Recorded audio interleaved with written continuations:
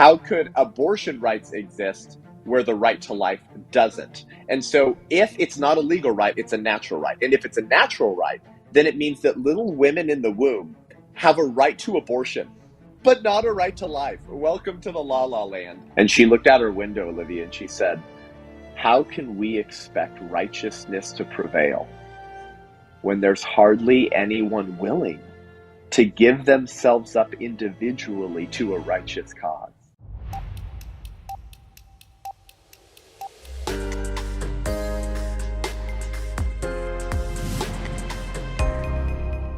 Hello and welcome to WJ Now. I'm Olivia Brown, your host, and today we have a very special guest, Seth Gruber, who is the president of the White Rose Resistance, a pro-life activism organization, and also the host of the Unaborted podcast. Welcome, Seth. Thank you, Olivia. Thanks for all that you're doing. So we know with Roe versus Wade basically changed everything. And in November, we're seeing a lot of ballot initiatives that are going to be in 5 different states. Can you tell me about which states these ballot initiatives are going to be on and give us a little bit more perspective and what they mean for the voters? Yeah, absolutely. So it's interesting to watch the left lose their mind over the overturning of Roe versus Wade, because what does the left always complain about, Olivia? They always say, this is a threat to our democracy, right? Our democracy is in grave danger.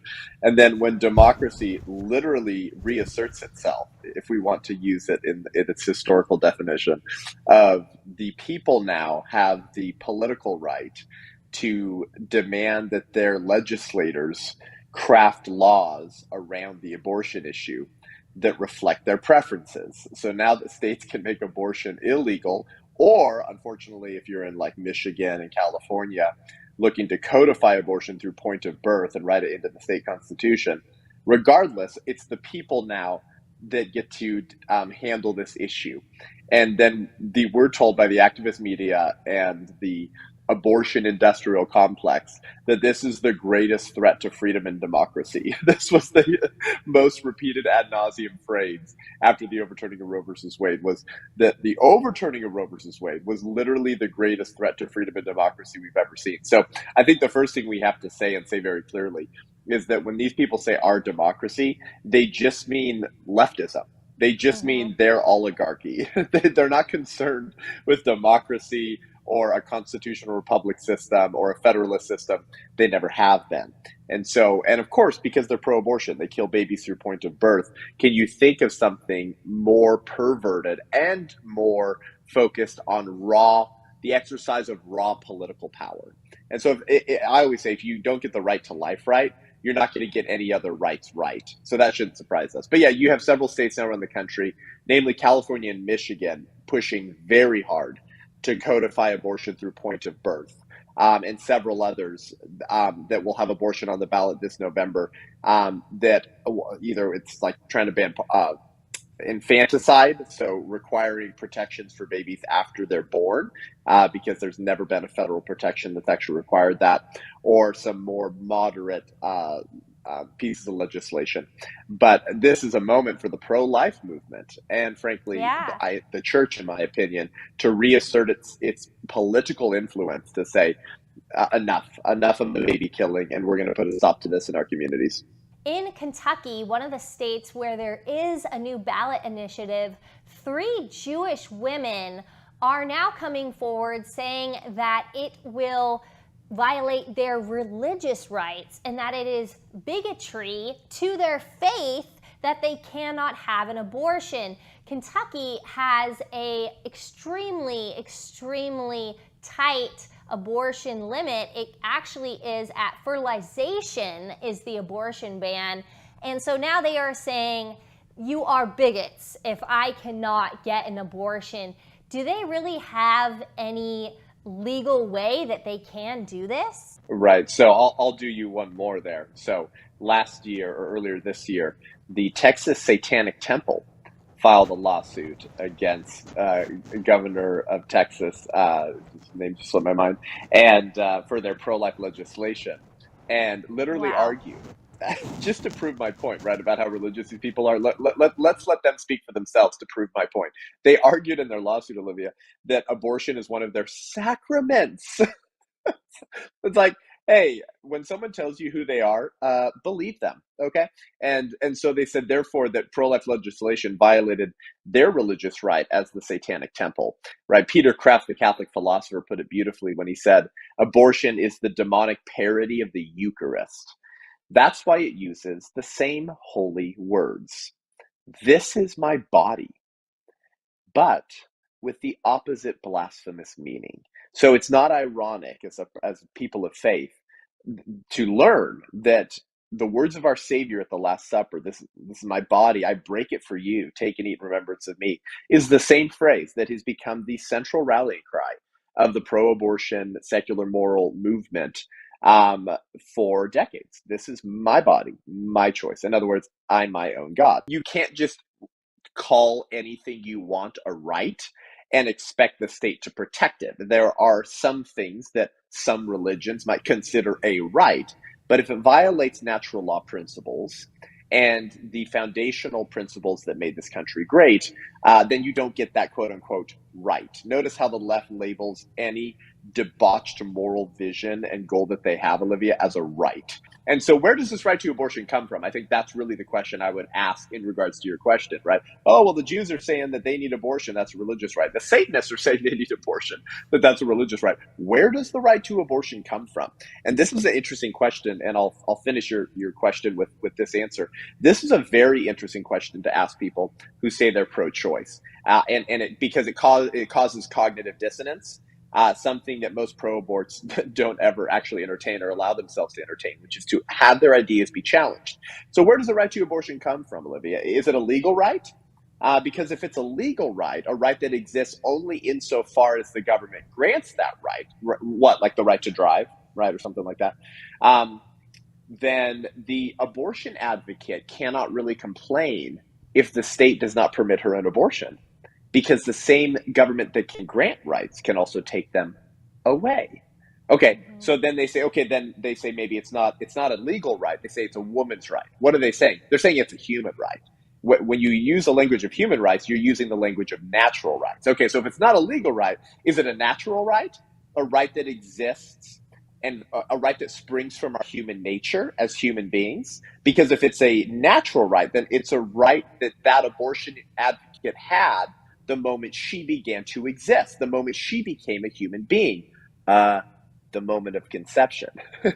So we are left with an amusing paradox, to quote Peter Kreeft. According to the logic of abortion advocates, unborn women do not have a right to life, but they do have a right to an abortion, which is ludicrous, obviously, because how could abortion rights exist where the right to life doesn't? And so if it's not a legal right, it's a natural right. And if it's a natural right, then it means that little women in the womb have a right to abortion, but not a right to life. Welcome to the la-la land of secular progressivism. We have to return to those things that we used to know.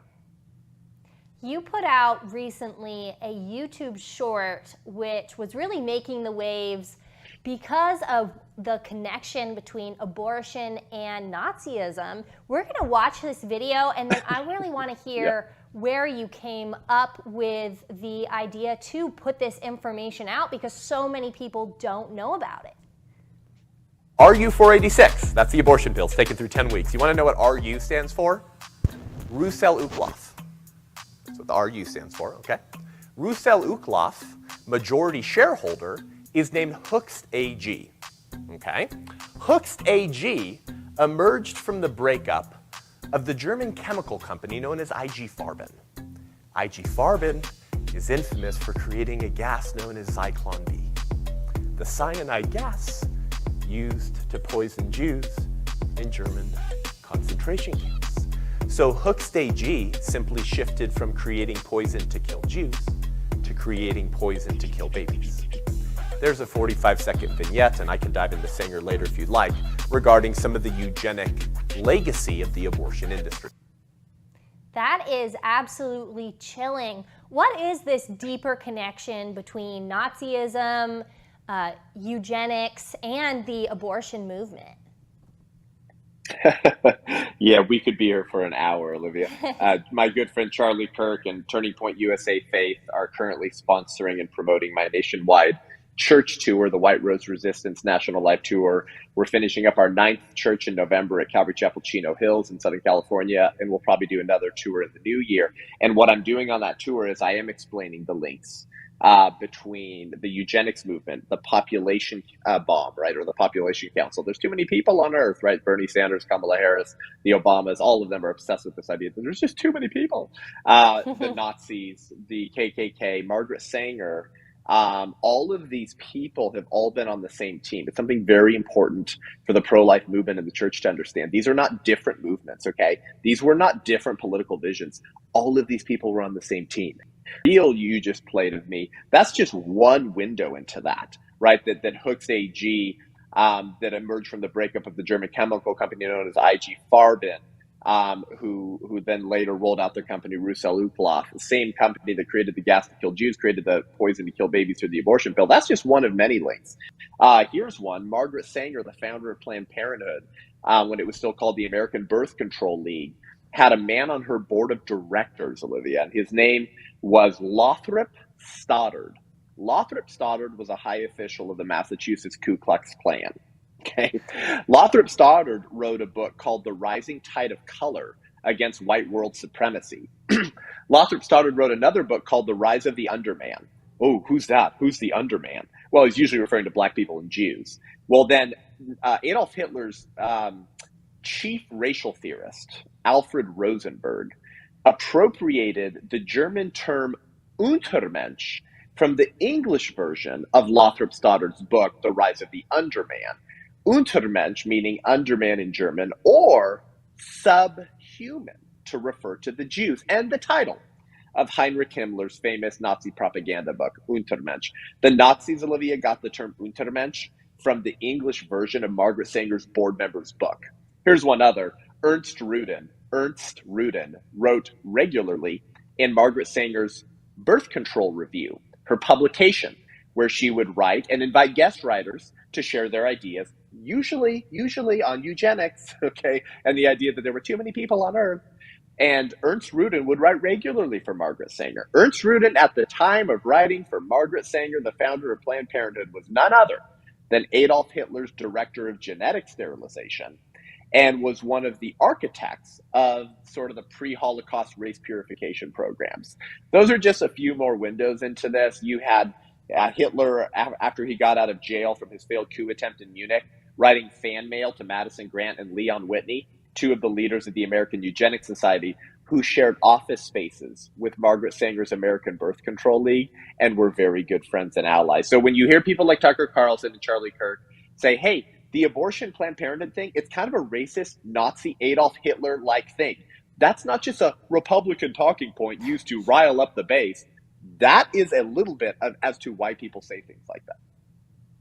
That's so shocking, but it's so important to know these things because in schools we're just seeing revisionist history saying, oh no, but they switched parties.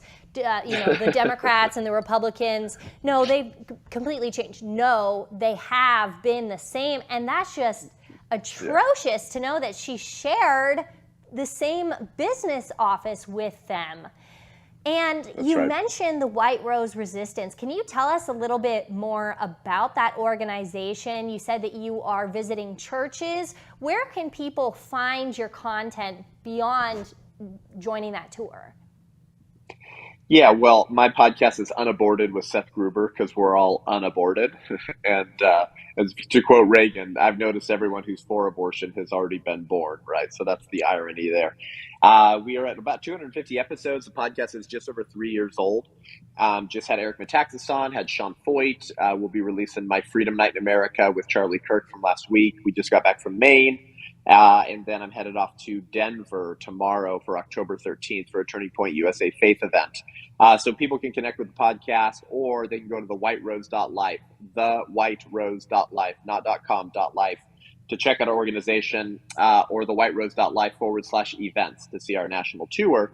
But the White Rose Resistance, Olivia, is based off of the story of an incredible group of 20-somethings, anti-Nazi Christian resistance fighters in 1942 and 1943. Now, when I would say resistance fighters, right, Media Matters tuning into your show, that doesn't mean some type of like military Christian army that's going to slaughter all the leftists, okay? That nobody knows their history anymore. It means to resist evil, to do something about it, to be as focused and committed to defending life and liberty in the public square schools. And so we're telling the stories of Christian resistance fighters in Nazi Germany. And here's the important reason, too. They were facing the same ideology, Olivia, the same ideology that birthed Margaret Sanger, that birthed Planned Parenthood, that birthed the modern eugenics movement, that birthed the American Eugenics Society, who influenced Hitler. Hitler once told a comrade that he attributed much of his Nazi legislation in the Third Reich to the ideas and laws already on the books and being espoused by American eugenicists in America. And so they were facing the same ideology, and they began to distribute and write anti-Nazi leaflets, stay up all night, and take trains around Germany to drop them off in major cities. It was the 1942 version of a social media campaign. Ideas, expose the evil. Look, do you see what's happening? Do something about it. And so Sophie Scholl, a 21-year-old with dreams of becoming a school teacher, with a deep and abiding faith, Olivia, she comes across a leaflet on the ground one time in 1942.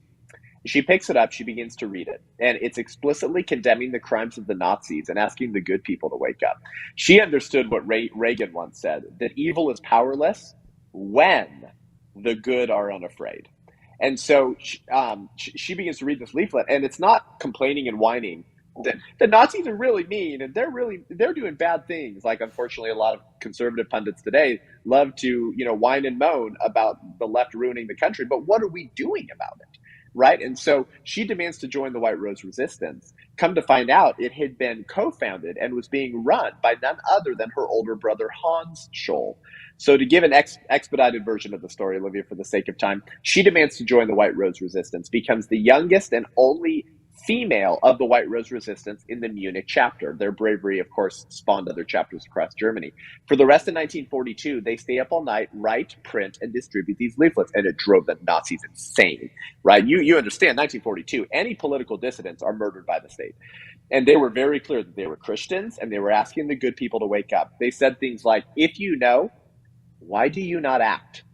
Or they would say, we are the White Rose Resistance. We are your bad conscience, and we will not leave you alone. And so in 1943, they took things to the next level. And on February 18th, 1943, Hans and Sophie, brother and sister, walked onto the campus at the University of Munich when the halls were quiet, when class was in session. And they began to drop off piles of these illegal leaflets all around the university. Now, you understand, just like the church, the halls of the academy, right, and the colleges had also largely been co-opted into obedience by the Third Reich. And so this was very dangerous. And in this iconic scene, Sophie walks to the third floor balcony of the university, and she throws an entire stack of leaflets down to the atrium below. Now, when you throw paper, it goes everywhere, right? The janitor catches her in the act. He was a committed Nazi. He calls the Gestapo, has him arrested on the spot. For the next 4 days, they're brutally interrogated, physically assaulted, and they refuse to implicate any of their other friends and members of the White Rose Resistance. Because they were arrested on February 18th, 1943, guys, they missed a meeting that they had scheduled that afternoon with a man named Dietrich Bonhoeffer, who had been so inspired by the courage of these young 20-something resistance fighters that he wanted to connect with them. They never made that meeting. So for the next 4 days, they would be in a prison cell and interrogated by the Nazis. And Sophie would speak with a level of spiritual, moral, and clarity and courage lost on most of the German pulpits. And this was a short quote that she said, according to her cellmate, right before the Nazis came and took her to the guillotine. And she looked out her window, Olivia, and she said, how can we expect righteousness to prevail when there's hardly anyone willing to give themselves up individually to a righteous cause?